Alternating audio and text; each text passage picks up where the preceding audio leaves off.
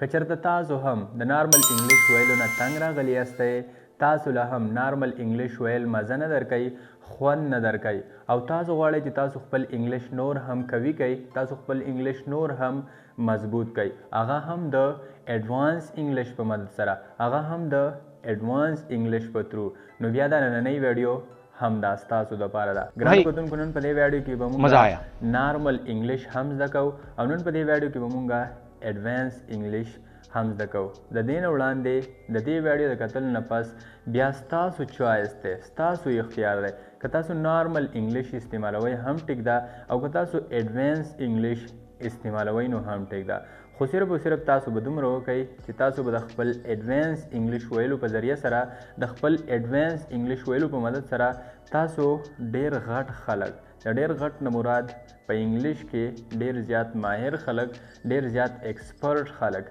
کنفیوز کوي، تاسو به هغه حیران کوي چې خدای پاکه دا یې څه ویل. نو ګرانو کتونکو راځئ چې دغه ایډوانس انګلیش زده کول شروع کړو.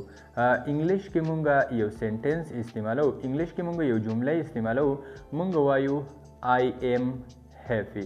د I am happy مطلب دا دی زه خوشحاله یم. نو څنګه چې تاسو ته معلومه ده ګرانو کتونکو په I am happy باندې خو یو ماشوم هم پوهیږي، په دې باندې خو هر سړی پوهیږي چې د I am happy مطلب دا دی زه خوشحاله یم. خو که چېرته تاسو د دې دپاره ایډوانس انګلیش استعمال کوئ نو بالکل تاسو به دومره وکئ چې تاسو به هغه خلک کنفیوز کوئ چې څوک په ایډوانس انګلیش باندې نه پوهیږي. ګرانو کتونکو د دې دپاره په ایډوانس انګلیش کې استعمالیږي I am over the moon. I am over the moon هم مطلب دا دی چې زه ډېر زیات خوشحاله یم. I am happy دا نارمل انګلیش دی او په ایډوانس انګلیش کې دې دپاره استعمالیږي I am over the moon. او اوس راځئ چې په دویم نمبر باندې هم یو بل سینټنس، یو بل جمله د ایډوانس انګلیش زده کړو. انګلیش کې مونږ یو بل سینټنس، یو بل جمله استعمالو، مونږ وایو I don't know. د I don't know مطلب دا دی ما ته پته نشته، یعنی زه نه یم خبر. I don't know. نو څنګه چې تاسو ته معلومه ده په I don't know باندې خو هم هر سړی پوهیږي. ګرانو کتونکو که چېرته تاسو د I don't know په ځای باندې ایډوانس انګلیش استعمال کوئ نو هغه به بیا ډېر زیات خوندور ولګیږي، ډېر زیات مزیدار به ولګیږي او تاسو به بالکل خلک کنفیوز کوي، ډیر زیات ایکسپرټ، ډیر زیات قابلان خلک به هم تاسو کنفیوز کوي. دې لپاره په انګلیش کې استعمالیږي I have no clue.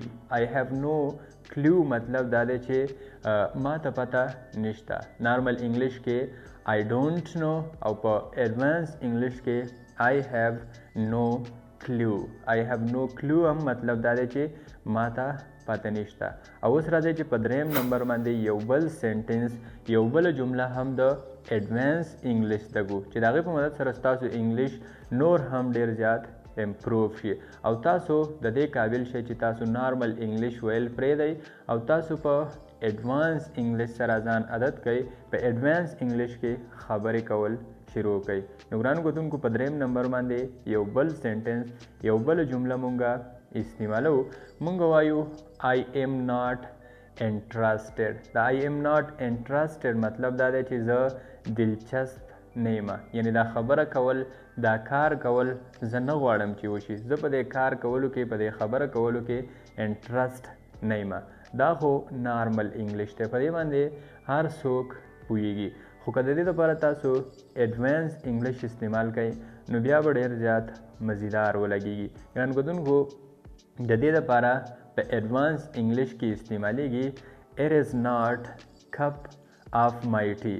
د It is not cup of my tea مطلب دا دی چې زه انټرسټ نه یم، یعنی زه په دې خبره کې، په دې کار کې دلچسپ نه یم. نارمل انګلیش کې استعمالیږي I am not interested او په ایډوانس انګلیش کې استعمالیږي It is not cup of my tea مطلب دا دی چې زه انټرسټ نه یم. او ګرانو کتونکو اوس راځئ چې یو بل سینټنس، یو بل جمله هم د ایډوانس انګلیش زده کړو. په انګلیش کې مونږ یو سینټنس استعمالو، مونږ وایو I am busy. د I am busy مطلب دا دی زه ډېر زیات مصروفه یم. I am busy. زه ډیر زیات مصروف یم. او د دې لپاره په ایڈوانس انګلیش کې استعمالیږي I have got a lot of my plate. دا I have got a lot of my plate هم مطلب دا دی چې زه ډیر زیات بیزی ما، یعنی زه بیزی ما. په نارمل انګلیش کې د دې لپاره استعمالیږي I am busy مطلب دا دی چې زه بیزی ما، زه مصروف یم. او په نارمل او په ایڈوانس انګلیش کې د دې لپاره استعمالیږي I have got a lot of my plate. دا I have got a lot of my plate هم مطلب دا دی چې زه ډیر زیات بیزی ما. ګرانو کتونکو زه امید لرم چې تاسو به په دې باندې هم پوه شوي. او اوس راځئ چې یو بل د ایڈوانس انګلیش سینټنس زده کړو، یو بل د ایڈوانس انګلیش جمله زده کړو. ګرانو کتونکو په 5م نمبر باندې په انګلیش کې مونږه یو سینټنس استعمالو، په انګلیش کې مونږه یو جمله استعمالو. مونږ وایو I am tired. دا I am tired مطلب دا دی چې زه ستړی یم. په نارمل انګلیش کې استعمالیږي I am tired. خو ښکاره خبره ده په دې باندې یو ماشوم هم پوهیږي. خو ګرانو کتونکو که د دې لپاره تاسو ایڈوانس انګلیش استعمال کوئ، ستاسو انګلیش به ډېر زیات خوندور او ذایقه دار ولګي. ګرانو کتونکو د دې لپاره په ایڈوانس انګلیش کې استعمالیږي I am completely warm out. او دا I am completely warm out مطلب دا دی چې زه ډېر زیات ستړی یم. په نارمل انګلیش کې د دې لپاره استعمالیږي I am tired او په ایڈوانس انګلیش کې د دې لپاره استعمالیږي I am completely warm out. ګرانو کتونکو زه امید لرم چې تاسو به پوه شوي یئ. او اوس راځئ چې څه نور د ایڈوانس انګلیش سینټنسز زده کړو. ځکه تاسو ته ما د ویډیو په سټارټ کې ویلي، د ویډیو په شروع کې ویلي چې د دې ویډیو د کتلو نه پس په تاسو د دې قابل شئ چې تاسو ایڈوانس انګلیش ووایئ او تاسو په ایڈوانس انګلیش ویلو سره ډیر زیات ایکسپرټ، ډیر زیات ماهر خلک هم کنفیوز کوي. نو ګرانو کتونکو اوس راځئ چې څه نور هم ایڈوانس انګلیش زده کړو.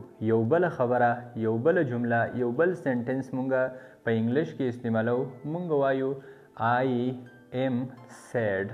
دا I am sad مطلب دا دی چې زه خفه یم. خو ګرانو کتونکو دا نارمل انګلیش دی. که چېرته تاسو د دې لپاره ایڈوانس انګلیش استعمال کوئ نو بیا به ستاسو انګلیش ډېر زیات مزه کوي، ډېر زیات خوند به کوي. او په ایڈوانس انګلیش کې د دې لپاره استعمالیږي I am feeling down. دا I am feeling down مطلب دا دی چې زه خفه یم. په نارمل انګلیش کې د دې لپاره استعمالیږي I am sad او په ایڈوانس انګلیش کې د دې لپاره استعمالیږي I am feeling down. ګرانو کتونکو زه امید لرم چې د دې ویډیو نه به تاسو ته ډېره زیاته فایده شوي وي. د دې ویډیو نه به تاسو ډېره زیاته زده کړه کړې. که چېرته تاسو نور هم داسې قسم له انګلیش زده کول غواړئ، یعنې داسې قسم له سینټنسز زده کول غواړئ، نو بالکل تاسو موږ ته په کمنټ سیکشن کې خپل خوږ رایه پرېږدئ او انشاءالله ستاسو د کمنټ ریپلای به موږ ضرور درکوو. یعنې ستاسو د کمنټ مطابق به زموږ راتلونکي ویډیو وي. ګرانو کتونکو او د دې نه علاوه که چېرته تاسو په انګلیش کې په هر ځای کې کنفیوز یئ، یعنې تاسو له پارټس آف سپیچ نه درځي، تاسو ایکټیو وایس، پیسیو وایس، ډایرکټ سپیچ، انډایرکټ سپیچ، ټینسز، دغسې ماډل وربز او د دې نه علاوه نور چې هم څومره سپوکن انګلیش دی وغیره وغیره، تاسو په دغه کې کنفیوز یئ نو بالکل تاسو موږ ته د دغې لپاره هم کامنټ کولی شئ او انشاءالله ستاسو دغه کنفیوژن، دغه مشکل به هم موږ ختمو. د ویډیو کتلو ډېره ډېره مننه. تھینک یو سو مچ. تھینک یو.